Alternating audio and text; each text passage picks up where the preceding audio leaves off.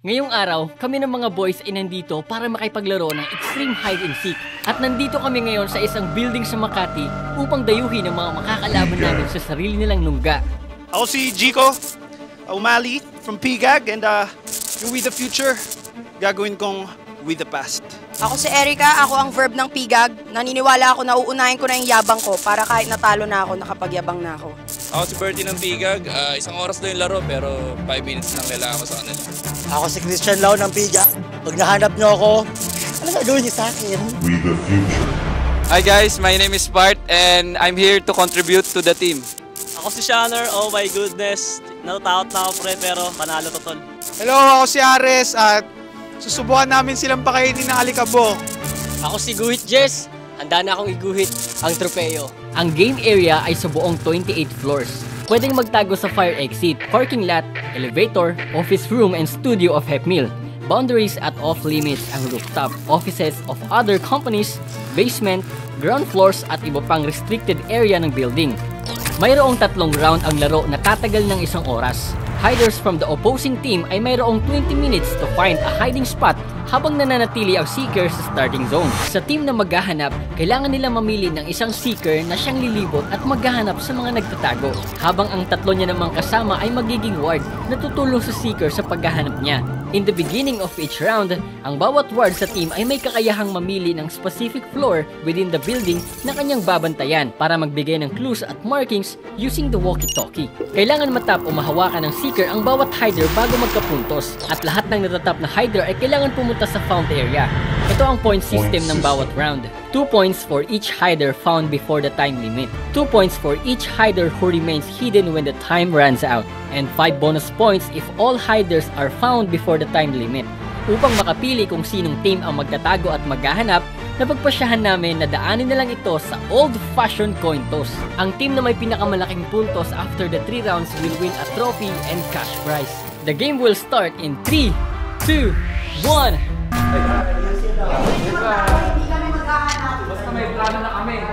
Para sa unang round, may kakaiba agad na naisip si Spark. Pwede guys. Lagyan natin nakaharap. Ganito yung natutunan ko sa pagsisecurity. Saan tayo? At sa hiding spot naman, merong suggest si Shanner. Meron gym dito pre. Sana walang sumama na empleyado. Saan po yung gym dito? Second floor. Second floor. Check muna natin yung parking lot, pre. Andin na tayo sa parking lot, pero saan tayo? Ang ingat dito. Kaya nga. Uy, kailangan natin mag-ingat sa words, ha? Ilang minutes na lang? Pa lang naman pre. 7 minutes pa lang. Tinimer mo. Medyo hindi sila brainy, ha? Masyado palang mahina yung harang na ginamit ni Spark para mapahirapan sila sa paglabas ng office. Ang gagawin natin basically, quiet and fire. Lagi ka lang moving. Tapos ako lagi ko lang Feeling ko may magmamatapang dyan hanggang 7th floor. Ako nila sa 7th hanggang 5th. Pag ako na yun, hindi ko nakahanap. Ikaw naman. Sa pag-ikot namin sa parking lot, nakita namin itong isang kwarto na mukhang magandang pagtaguan. Pwede ka natin tong hindi talaga sila papasukin. Pero mainit nga lang. Maghubad na lang. Oo, sige. Lock na natin. Okay. Sige. Lock na natin. 3 PM, saktong 3. Magsisimula na maghanap yung sa seeker. Walang tatambay kasi mainit. Pwede silang maghanap, tapos pwede silang hindi pa pumasok dito kasi mukha siyang restricted area. Doon ako sa parking ni Ives kasi alam kong akong Java si Ives. So, tingnan natin kung nandun siya sa may kotse. May isang box dito. Alam mo kung ano yung kotse ni Ives? Kotse ni Ives, Montero, Overpute. 7 to 15 siya, tayo dito 20. So magsistay tayo. Nasa 21st floor ako. Ate, walkie-talkie lang magpapatalo. Hindi magkarinigan. Pwede naman yung 6 minutes. Sino pala? Ako praning na to. Akala ko si Shanner. Si Shanner. Ito, Kuya Toto Habang kami ni Spark sa mainit na kwarto nagtago, tingnan nyo tong sila Shanner sa gym. Sobrang chill lang. Dahil siguro in-expect nila yung strategy na gagawin ni Gilbert. Dito kami sa Great Muscles Gym. Nagtago kami, pero lumakas din kami. Dahil kay Kuya Toto yan. Isang ano, Kuya Toto, isang flex. Ooh! Tingin nyo ilan daw? 40? 48. 60. Ay! Uy! Start na ako, Robert!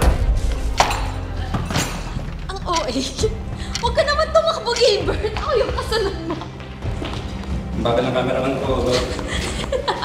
Si Gilbert naman, grabe yung energy. Sobrang eager siya na makahanap ng isa sa amin.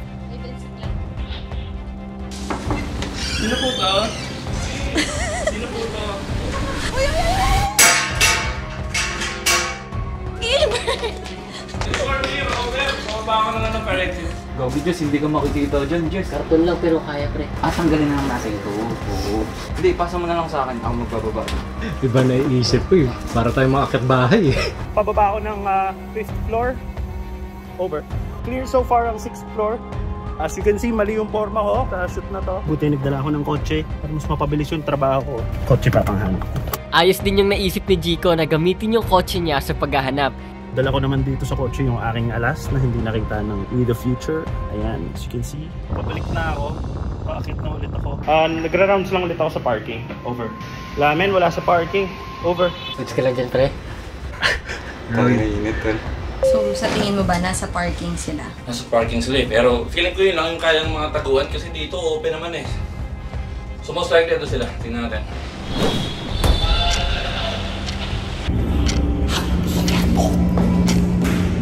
Nakapaghanap na ba kayo sa may 23rd floor? Over.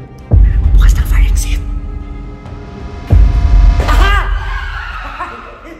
Hindi pala. Ito pala to. Alam mo, kinakabahan ko kahit gabi yung maghahanap. Pag nakita ko sila, parang ako'y sisigaw. Ate, parang mali ata na nag-fire exit kami parehas ni Mountains. May nagtatago dito. May nagtatago sa 24th floor, sure, over. Saan? Office 24, market, over. Sure ako may nagtatago dun kasi hindi makasagot. Madaling humindi. Yan ang... Guys, tandaan nyo, pati sa mga artistang may issue, madaling mag-deny. Ha? Puta na, nahanap ata sila, Jis. Bakit? Nag-send sila ng message eh. Sabi yung cameraman. 10 minutes na lang pre. Counting days na lang pre. Mukhang hindi na talaga tayo nahanap. Nauubusan na ng oras ang pigag para maghanap kung saan na sila sumisilip pero hindi pa rin sila makahanap ng kahit isa man lang sa amin. Pre, sis. Hi guys, hindi tayo nahanap. Tapos ayaw na magbukas ng pinto, no? Yun lang. Kagi pre. Lundi. Huwag sabihin, nalak yan ha. Di ko alam, ayaw eh. Wala.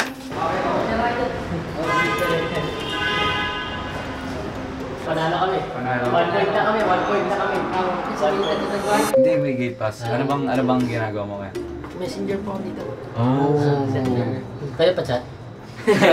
Hindi kami naghanap. At mukhang effective nga yung naging plano ng aming team para sa first round. Inuna nilang isa-isahin ang mga floors na nasa taas bago bumaba. Malaki na agad ang lamang namin sa points pagkatapos ng round 1. Ngayon, dumako naman tayo sa... Round 2! Timer! Start! Now! Naalala nyo ba yung naisip ni Sparks sa umpisa ng round 1? Hindi na tayo harapan. Kuya Dan, ipakita mo yung ambag ko. Ito naman ang ganti ng pigag. Hello po, good afternoon. Hindi naman halata yung big ko ate. Ano content niya ngayon? Magtatago-taguan daw kami. I like this game. I have a newfound friend. Thank you, ate. Habang si Erica at Christian nagpaplano kung saan sila pwede magtago, grabe si Jico. Ang dami niyang naisip na tactics. Talagang nagbaon pa siya ng props na pang disguise. Pwedeng in plain sight. Hindi ako magpapahanap. So humingi ako ng tulong kay Sir, ano po pa? Adrian. Kay Sir Adrian, hinarap ko yung motor niya para doon ako tatambay. Thank you, Sir Adrian ha. Nakakabayo ka, lumakas ng pinto. Bakit ang dami nakapinto? Kaya si Kuya, dinagana niya lahat. Dadaanan tuloy namin yan lahat ngayon. Nakaisip na ata ng lugar na pagtataguan sila Erica at Christian. Mukhang paakyat sila gamit yung elevator. Tingnan nyo to, binawian kami ng pigag at hinarangan din yung pinto. Mas effective nga lang to, hindi tulad nung sa amin. Buti na lang nagawan agad ng paraan ni Shanner para matanggal ito ng mabilisan. Para sa strategy namin, nag-volunteer na ako mag-ward sa parking area. Dahil dito ako nagtago sa last round. Inikot ko na tong buong parking, pero wala talagang ibang taong nagtatago dito. Kung meron man, hands up sa kanya. Ang galing niyang umiwas. So, nakatago tayo ngayon dito sa sa parking ako nakapwesto ngayon. Wala. Open ako. Dito lang ako sa likod ng mga kotse. So, kaya natin, bahala na. Si Shanner naman ay nandito sa mga upper floors, habang si RS naman ay nasa lower floors and offices nagbabantay. Bawal mag-lock, di ba? Bawal mag-lock ng pinto. Oo, bawal. Okay. Lock na natin. Ano ba yung lalak na ng pinto? Basta hindi ka nahuli. Negative. Isa-isa yung bawat floor. Kasi yun yung pinaka-best way talaga yun. Kasi gusto ko silang mahuli. Guys, magsisimula na talaga ako. Sure ka wala dyan? Wala dyan. Pwedeng nandun lang sila sa elevator, paakyat, pababa lang. Kuya, meron po ba kayo nakikita mga nagtatago? Depende. Depende. Lalagyan mo siya. Nakikita mo lang. Meron? Saan sila punta? 7th floor, meron dyan. Tapos 22. 22 na ba? Oh, 22 na sir. Salamat kaya. Iba ata ang intindi ni Kuya nung tinanong siya ni Spark kung may nakikita ba siya.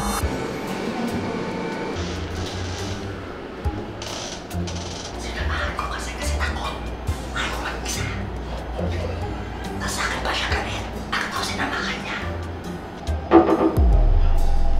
Kuya, dati ko talaga. Kanina ka pa. So dito kami nagtatago sa 28th floor na CR. Hello po. O, diba? Kailangan babanan siya. Hindi niya kaya yung tahimik lang ng 4 minutes. Mababaliw siya. Medyo mo kaya ko 5 minutes na tahimik na.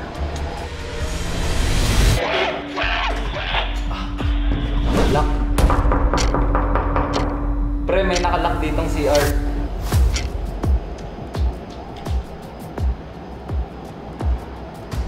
Exclusive lang. Yo, papunta na ako sa 20th floor. Papunta na ako 19th floor. Pababa na ako 18th. Ano na ako 17th floor. 16 na ako, guys. Position insert. Normal temperature. Pwede to pag malakas yung loob nila. Safe so far. Wala pang dumadaan na wards. Yeah, init lang. Grabe. Dito na ako sa parking. Kaya dito ako kay Owen. Magpapasign na lang ba na kay Owen. Nakakatawa na kasalubong ko si RS kanina sa elevator. Magkatapat kami sa elevator. Tapos, yan na lahat. Pumasok pa nga sila dun sa office ni Sir. Oo, pumasok na sa office, Oo. Manis, meron kaming wards na tiga rito. Kailangan ng fingerprint. Sino to par? Uy, ang ganda ng view dun. Pre, sino to pre? Si Digo to! Si Digo! Ganda na katango!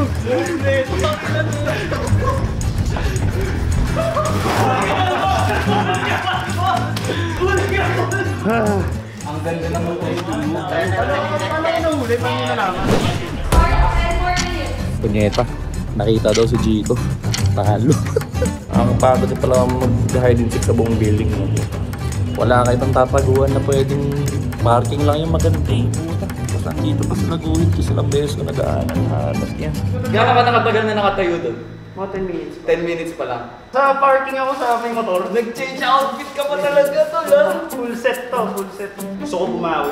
Next round. Sobrang brainy din ang tactics na naisip ng Pigag para sa round na to. Malas nga lang si Jico dahil merong staff na nakapagturo sa kanya.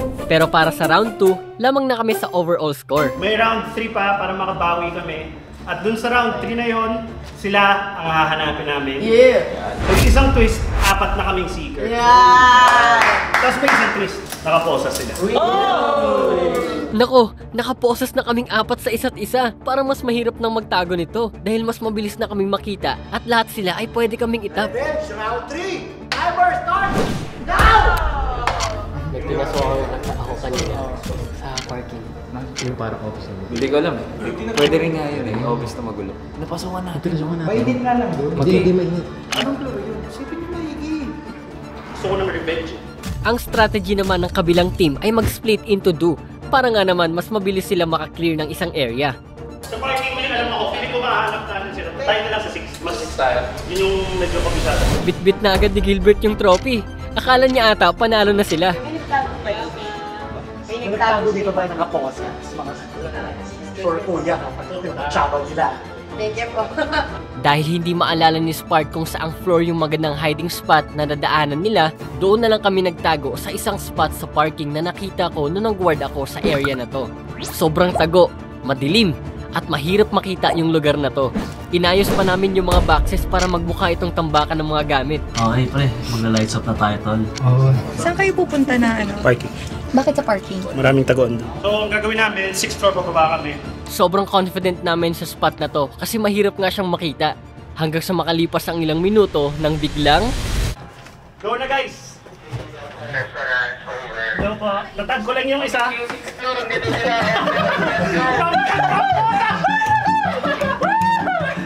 Laro tayo, pre! Ano sabi ko? Ano sabi ko? Papanalunin ko! Ano sabi ko? Di ba papanalunin ko? Di ba papanalunin ko? lang pag-usapan. Explore lahat, confirm, tara. Nahanap na agad nila Kuya Bert, nila Kuya Jico, 6th floor. Akala ko hindi tayo makikita. Pero yung box, nakita ko yung box. I'm out for revenge! Nanalo na tayo, guys. Hindi namin nakalain, nanalo pa kami. Correct. Ang bilis kaming nahanap ni Jico. Wala na lang kaming magawa.